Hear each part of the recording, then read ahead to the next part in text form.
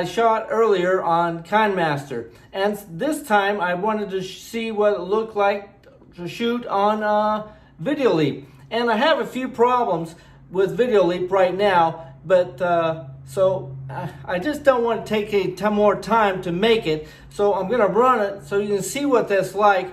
And but VideoLeap has a lot of great qualities, but I need to learn how to do them. So hang on till the end and I'll tell you how much it costs to show VideoLeap. But right now, here's the show of VideoLeap. Of COVID-19. Okay. The governor has ordered all arriving travelers. Right now, this time of day, it's about 11:30 in the morning, and stay home nobody is here in the checkpoint at all in the terminal. They are taking off out of Hawaiian terminal, but this one they're not. So we're waiting to see. The flights are all leaving in the evening, 8:30, 9:30, 10:30, wherever they are.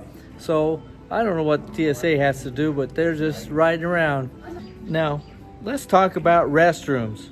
When you first arrive here, you'll be coming in probably through E-gates, E-terminal, and those restrooms are fairly small and very uncomfortable. So this is when you want to go down to the baggage area. Right down.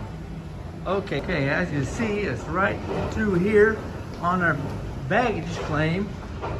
Here we go. Here they are. Isn't that great?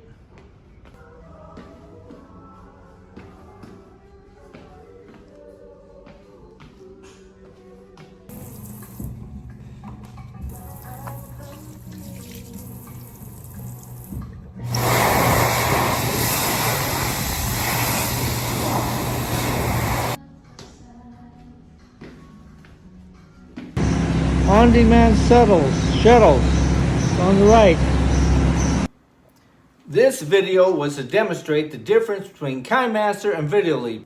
Well, here we are. So I'm going to talk about the price, and VideoLeap is quite a bit more money. It's like for almost $100, and I'll show the exact here in a minute, but almost $100 and for 1 year. And stay with me, subscribe, so that you can keep up with me as I learn VideoLeap. Because I'm bound to do, when I get VideoLeap working, I'm going to be able to show you exactly what happens between Kinemaster and VideoLeap. Dean Niman, he agrees that he likes VideoLeap, so I'm going to get a look for it. Oh, I wish I could be in France today. Alas, alas, alas.